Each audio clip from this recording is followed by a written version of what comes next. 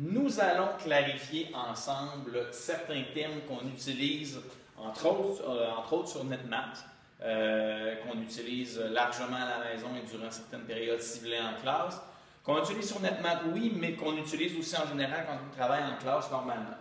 Donc, définir qu'est-ce qu'une fraction impropre. Je te rappelle qu'une fraction impropre, ce que ça me dit dans le fond, c'est combien j'ai de pointes d'un certain nombre de pizzas que j'ai mis les unes sur les autres. Ce que je veux dire, c'est que dans ce cas-ci, j'ai pris certaines pizzas, je les ai garochées par terre, je les ai coupées en huitièmes. J'avais de magnifiques pizzas coupées en 8 parts égales. Donc, ce qui traînait par terre, c'était des huitièmes de pizza. De ces huitièmes-là de pizza, j'en ai ramassé 27. Donc, j'ai 27 huitièmes de pizza. Peu importe le nombre de pizzas que j'ai jetées par terre et que j'ai coupées, ben, ce que je sais, c'est que ce que j'ai ramassé, chaque pointe que j'ai ramassé qui valait un huitième de pizza, il y en avait 27.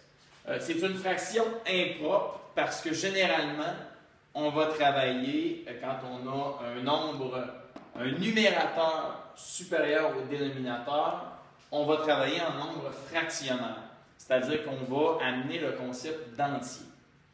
Donc, mes 27 huitièmes que j'ai ramassés par terre, quand je les colle ensemble, en sachant qu'un entier, une pizza complète, c'est 8 huitièmes.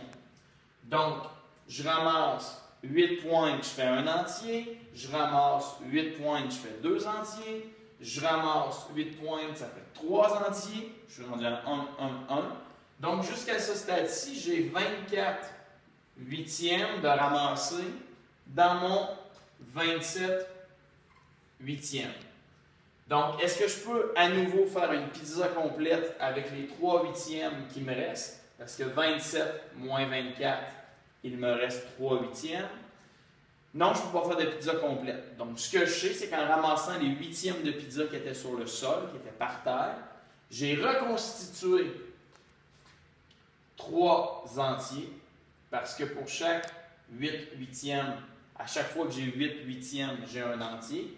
Donc, j'ai réussi à reconstituer 3 entiers et il m'a resté 3 huitièmes.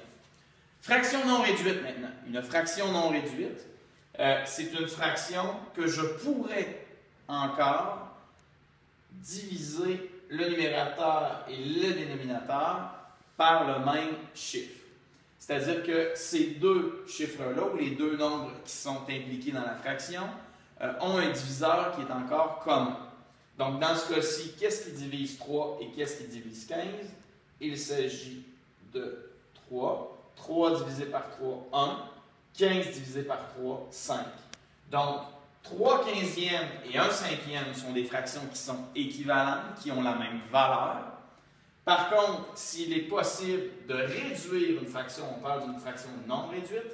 Et une fois qu'on ne peut plus avoir de diviseur commun au chiffre d'en haut et au chiffre d'en bas, ou au nombre d'en haut et au nombre d'en bas, c'est une fraction réduite, je ne peux plus la réduire. Et c'est généralement comme ça qu'on va te demander tes réponses dans les différents exercices qu'on fait ensemble.